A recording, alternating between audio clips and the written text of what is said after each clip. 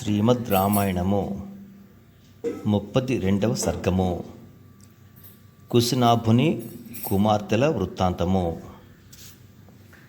కుశుడు అను మహానుభావుడు మా వంశమునకు మూలపురుషుడు. అతడు బ్రహ్మ మానసపుత్రుడు, గొప్ప తపస్వి. నియమనిష్టలతో వ్రతములు ఆచరించుచు ధర్మములను బాగుగా ఎరిగినవాడు. సత్పురుషులను నిత్యము పూజించుచుండువాడు. ఆ మహాత్ముని భార్య పేరు వైదర్భి. ఆమె ఉత్తమ వంశజురాలు, భర్తకు మిక్కిలి అనుకూలవతి. ఆ దంపతులకు కుశాంబుడు, కుశనాభుడు, అధూర్త రజసుడు, వసువు అను 4 కుమారులు కలిగిరి. వారు సద్గుణ సంపన్నులు, అన్ని విధముల యోగ్యులు, తల్లిదండ్రులకు దీటైన వారు. అంతేకాదు, ఇంకనూ వారు మిగుల తేజస్సాలురు, మిక్కిలి ఉత్సాహము గలవారు, ధర్మతత్పరులు, సత్యవచనులు. అట్టి కుమారులను ఉద్దేశించి కుశుడు క్షత్రియ ధర్మములను బోధించు కోరికతో ఇట్లనెను: ఓ పుత్రులారా, ధర్మమును గూర్చి సమగ్రముగా ఎరింగి ప్రజాపాలన చేయుడు. పిమ్మట ఆ నరవరులు ప్రజాభిమానము చూరగొన్నవారును ఆ 4 కుమారులను వెంటనే 4 పురములు ఏర్పాటు చేసుకునిది.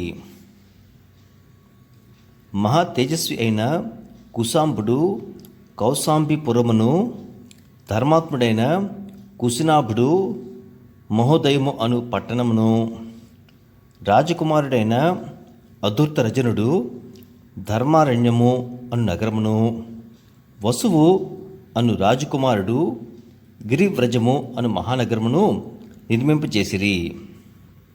ఓ రామ, ప్రస్తుతము మనమున్న ఈ ప్రదేశము మహాత్ముడైన వసురాజు పరిపాలనలోనిది.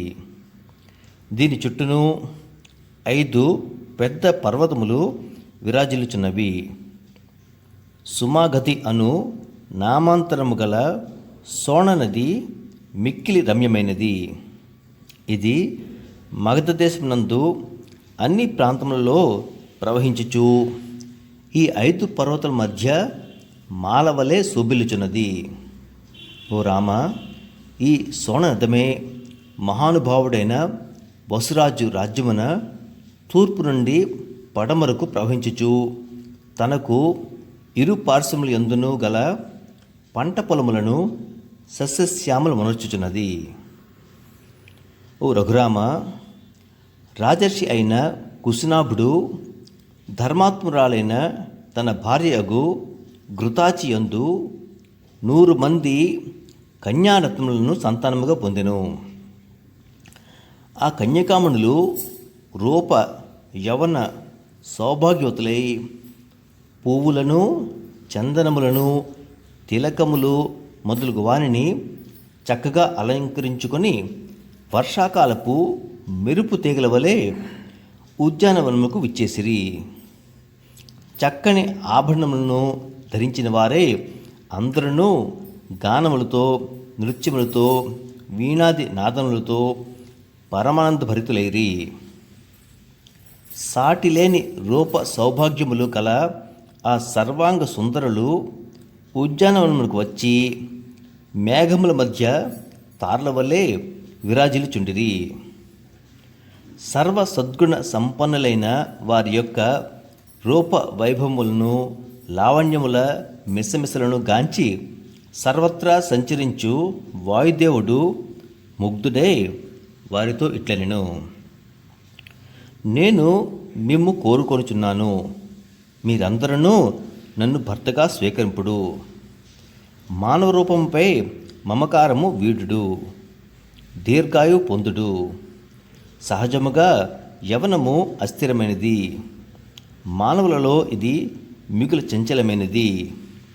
నన్ను వివాహమాడినిచో మీ యవనమును అక్షయమగును, మీరు దేవతలు అగుదురు. తిరుగులేని సంచార శక్తి గల ఆ వాయుదేవుని వచనములను విని ఆ 9 కన్యలు ఆయనను గేలి చేయుచు ఇట్టనిది: ఓ సురశ్రేష్ఠ, నీవు సమస్త ప్రాణులలో ప్రాణముల రూపమున సంచరించుచుందువు. నీ ప్రభావమును మేమందరము ఎరుగుదుము. ఏల మమ్ము అవమానించుచున్నావు? మేము అందరము కుశనాభుని కుమార్తెలము. దివ్యశక్తి గల నిన్ను నీ అధికారం నుండి తొలగింపగల సామర్థ్యము మాకు కలదు. కానీ మా తపశ్శక్తిని కాపాడుకున్నట్టుకై మేము ఆ విధముగా చేయము. ఓ దుర్బుద్ధి, మా తండ్రి సత్యవాది, నీవు ఆయనను అవమానింపరాదు. ఆయన వలన నీవు మృత్యుముఖమున పడరాదు. మా తండ్రి గారు నిశ్చయించిన వరుణినే మేము భర్తగా సేవించదము. మా తండ్రియే మాకు ప్రభువు, పరమదైవము. ఆయన మమ్ము ఎవరికి దానము అనగా కన్యాదానం చేయునో అతడే మాకు భర్తయగును. వాయుదేవుడు వారి మాటలు విని మిక్కిలి కుపితుడాయెను. ఆ ప్రభువు వారి దేహములలో ప్రవేశించి వారిని గూనివారిగా చేసెను. ఆ కారణముగా వారి దేహములు మూరెడు ప్రమాణమునకు కుదించుకుపోయెను. వారి గర్వము దెబ్బతినెను. వారు భయ విహ్వలైరి. ఆ కన్యలు వాయువు వలన భంగపడి రాజభవనముకు చేరిరి. మరియు వ్యాకుల చిత్తలై సిగ్గుతో కన్నీరు మున్నీరుగా విలిపించుచు నేలపై పడిరి. అంతటా ఆ కుశనాభ మహారాజు సహజముగా సౌందర్యవతులైన తన ముద్దు బిడ్డలు దీనవదనలై గూనివారే ఉండుట చూచి ఆశ్చర్యచకితుడే ఇట్లు నుడివెను: కుమార్తెలారా, ఇది ఏమి? మేమందరినీ కుబ్జలుగా చేసిన వారెవరు? ధర్మమును అవమానించింది ఎవరు? తెలుపుడు. మాట్లాడకుండా ఏల నేలపై పడి తొల్లుచున్నారు అని పలికి రాజు బాధతో నిట్టూర్చి వారి సమాధానమును వినుటకు సావధానుడై ఉండెను.